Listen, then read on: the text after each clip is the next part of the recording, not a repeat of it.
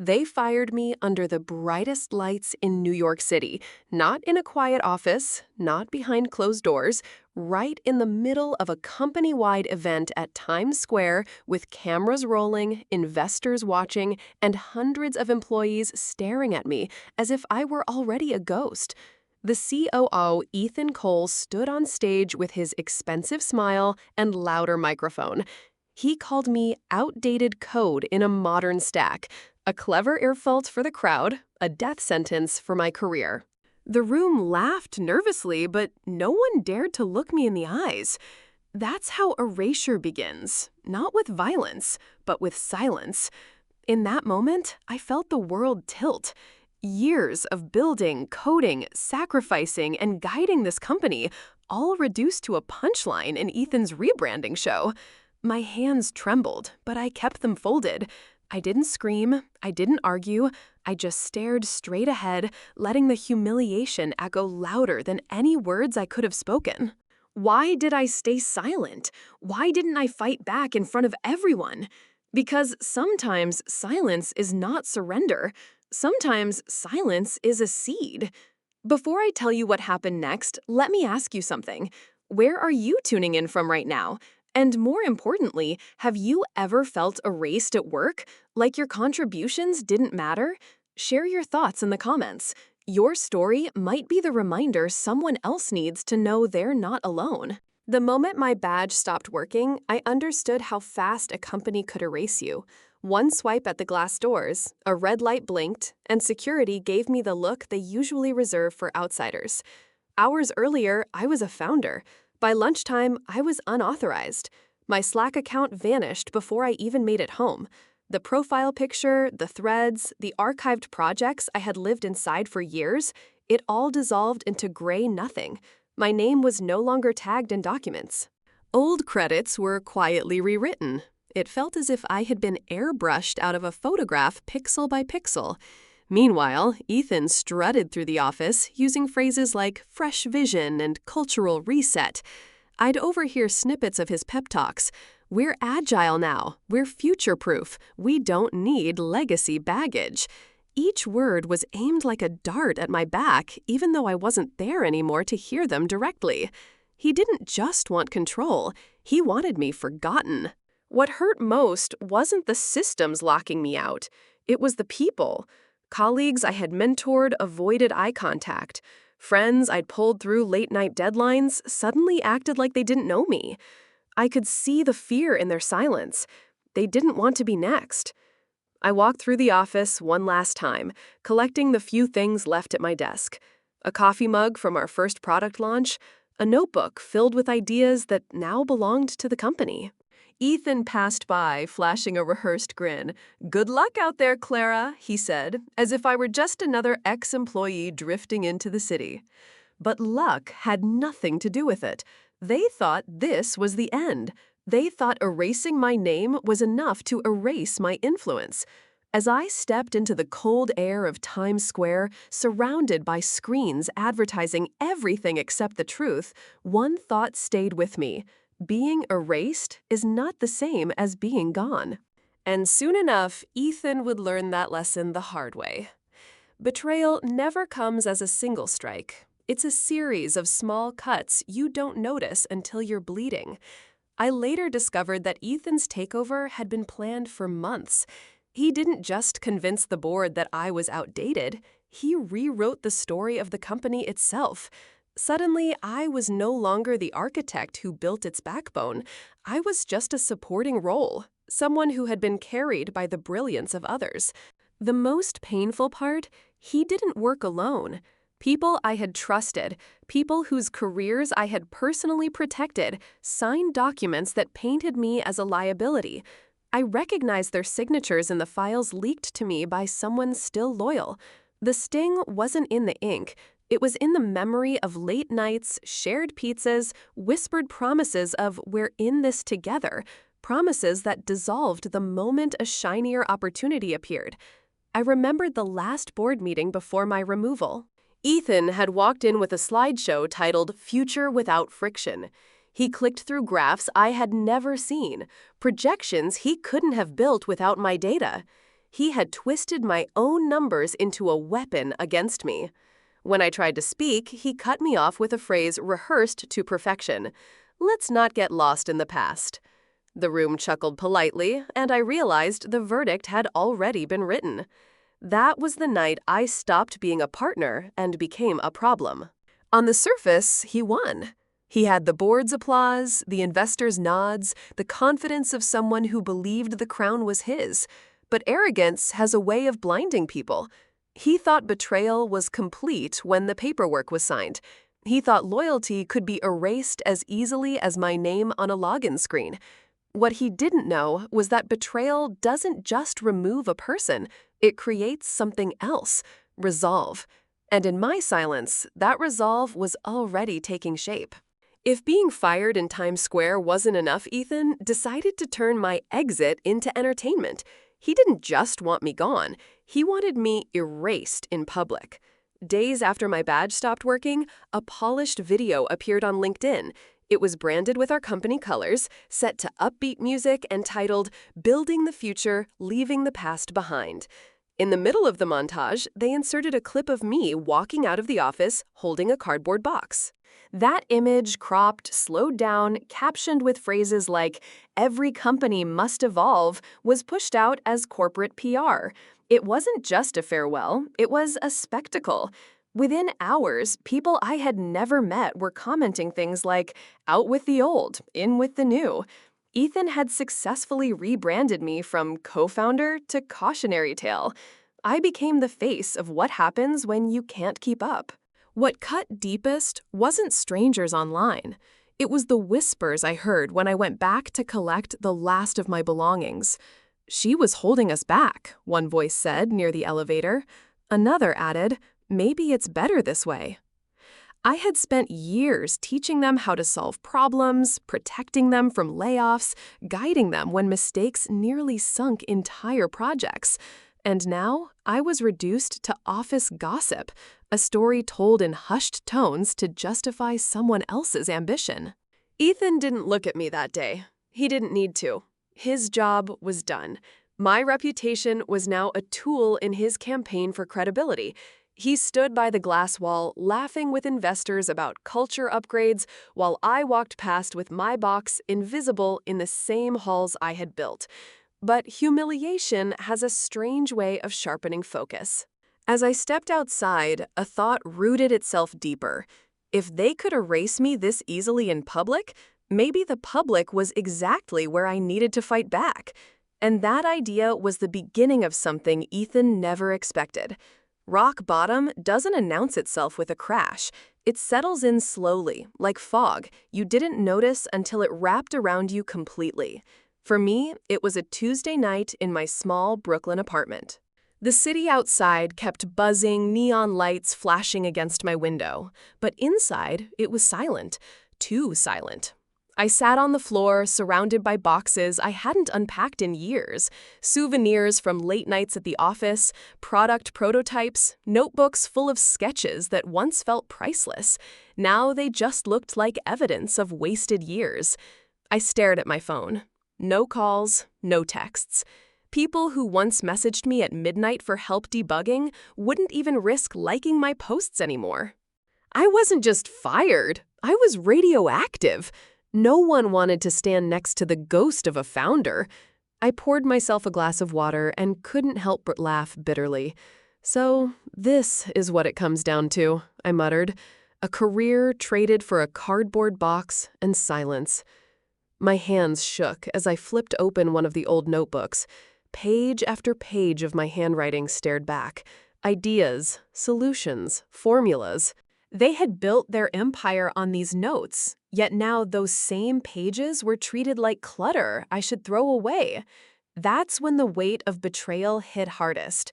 Not in the boardroom, not under the bright lights of Times Square, but here, alone in my apartment, realizing the people I thought would fight beside me had signed me away like a bad contract. I wanted to quit. To pack everything, sell the notebooks, and vanish into another city. For a moment, it felt easier to disappear than to keep fighting. But then something caught my eye. At the bottom of a folder tucked between old tax forms was a yellowing copy of our original operating agreement. My fingers hesitated, trembling as I pulled it out. The ink was faded, but the words were still there. And what I read next made my pulse quicken. The paper felt heavier than it should have. Our original operating agreement, signed in a cramped WeWork conference room back when we were just 3 dreamers and a whiteboard. I flipped through the clauses line by line until one sentence froze me. Executive removal requires unanimous consent. Unanimous, not majority, not simple vote. Every signature had to align, and Ethan didn't have mine. That night, something shifted. The fog of humiliation didn't lift all at once, but a spark lit in the middle of it. I wasn't powerless. Not yet. I called an old friend, a lawyer, who had guided us through our first messy funding round. His voice was cautious. "Clara, this won't be easy. They'll bury you in filings if they sense you're moving against them." I took a breath. Then I'll move quietly. The next days blurred into a different kind of routine. While Ethan paraded on social media with his visionary speeches, I set up shop at a small co-working space in Brooklyn. Nothing glamorous, just a desk near the window, a secondhand monitor, and a coffee mug nobody cared to steal. But it was mine, a place to think. I rebuilt the architecture piece by piece, spun up a sandbox environment, tested code that hadn't seen daylight in months, rolled back broken builds to see what still worked. It was like digging through ashes to find embers. Every successful test reminded me I hadn't lost everything. They had only locked the doors. The foundation was still inside me. At night, I wrote notes, outlines, contingency plans, proof of spending I knew investors wouldn't like, the kind of numbers that told stories louder than words ever could. I kept my circle tight. Only 2 people knew what I was doing.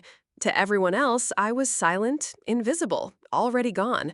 But invisibility has its advantages, because when no one sees you coming, they don't realize how close you already are. And Ethan, he had no idea what was quietly building just outside his spotlight. Preparation doesn't always look like war rooms or grand speeches. Sometimes it looks like a dim desk lamp, a laptop that overheats too fast, and folders stacked higher than your coffee cup. I began with numbers. Ethan loved to boast about growth at all costs, but numbers never lie. The expense reports told a story louder than any press release.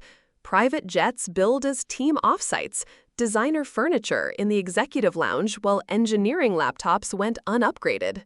A Vegas conference where more money went to champagne than to product development.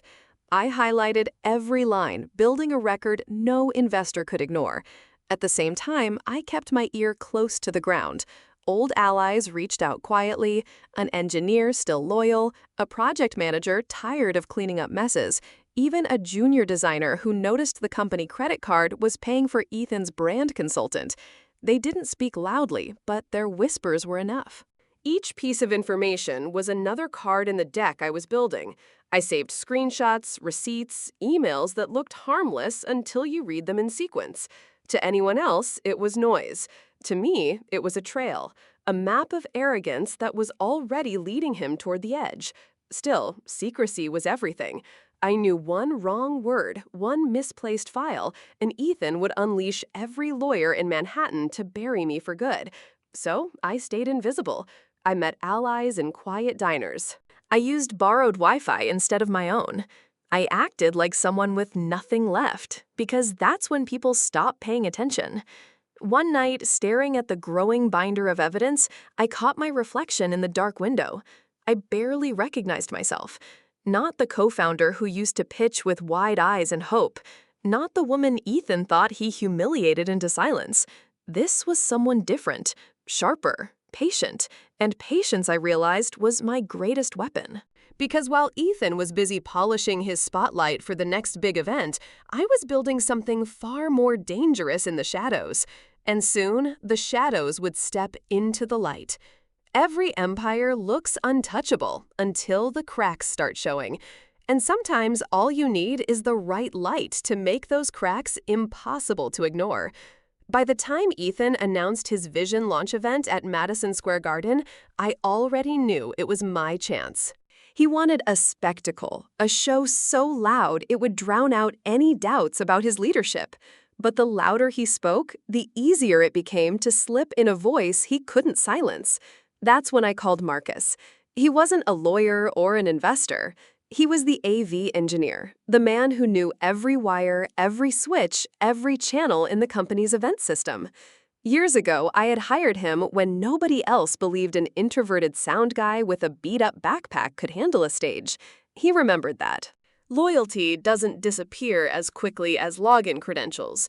We met in a quiet diner, the kind of place where nobody cares who you are as long as you tip.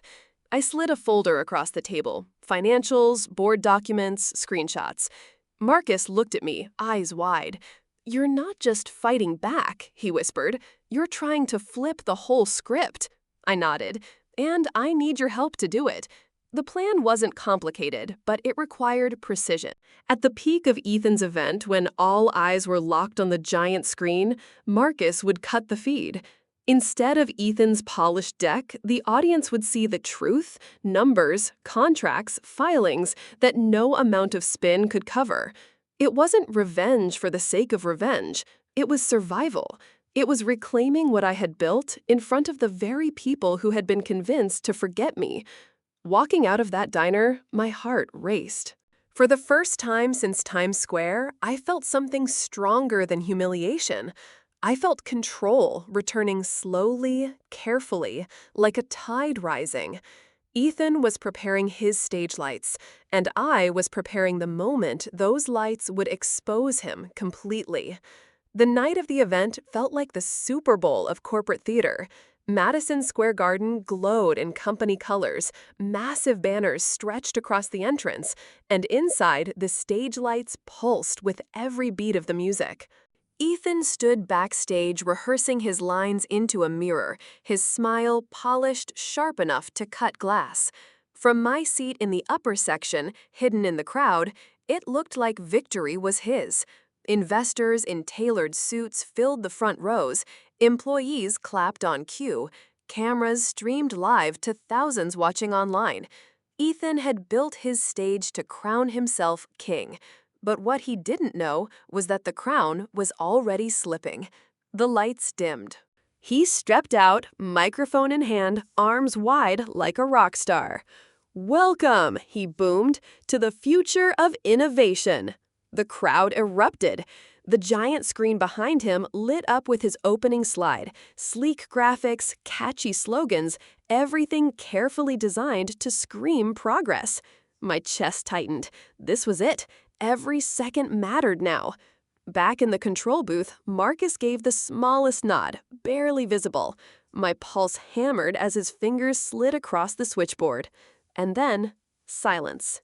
Ethan's microphone cut off mid-sentence. The applause faltered. The room shifted uneasy. The screen flickered. The slogans disappeared. And in their place appeared numbers. Cold, undeniable numbers. Expense reports, equity charts, board filings, proof that the story Ethan had sold was built on sand. Gasps rippled through the audience. Ethan turned, panic in his eyes, mouthing words into a dead mic. He slapped the side of it, tried to wave for the AV crew, but the truth was already glowing 3 stories tall behind him. From my seat, I watched the spectacle flip. The man who had erased me was now trapped in the very spotlight he had craved. But this was only the first strike. The real blow was still waiting just a few breaths away. The silence inside Madison Square Garden was louder than any applause. The giant screen kept cycling through the evidence charts, filings, signatures. Every number was a nail in Ethan's carefully constructed image.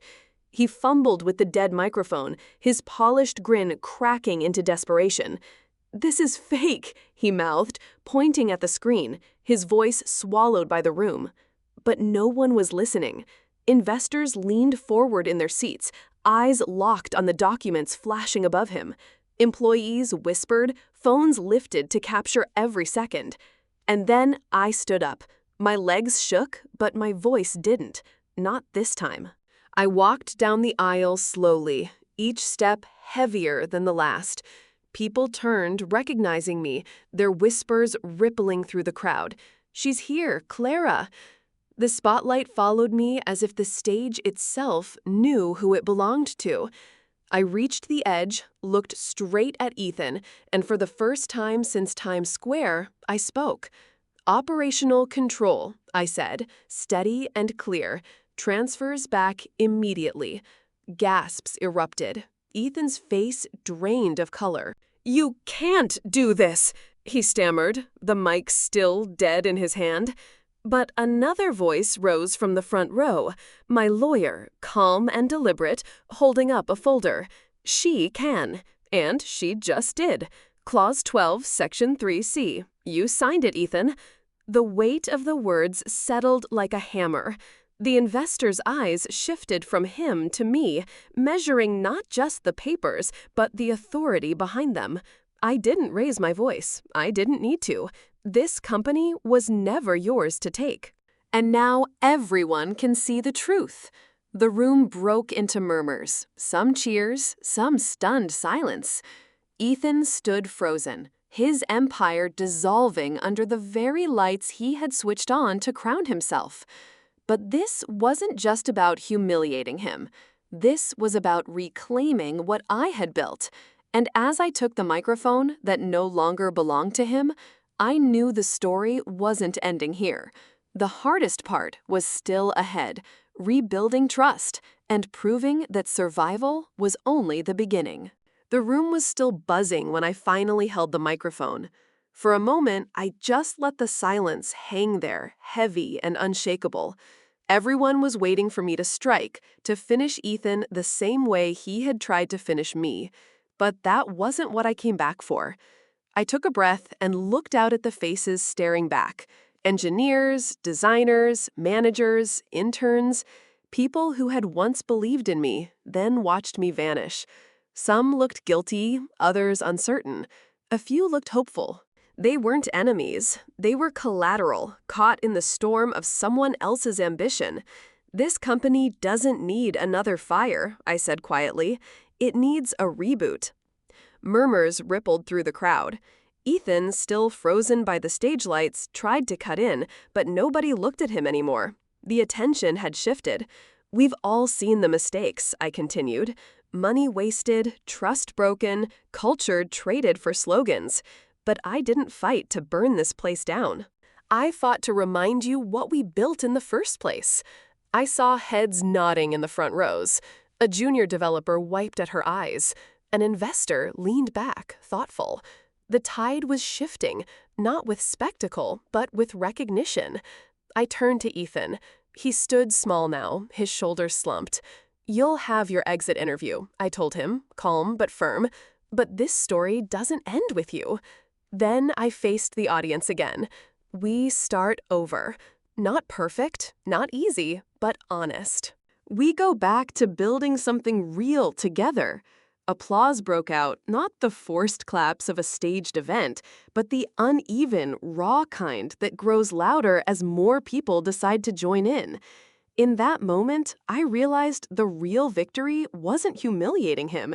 It was earning them back. But redemption isn't permanent. It has to be proven day by day.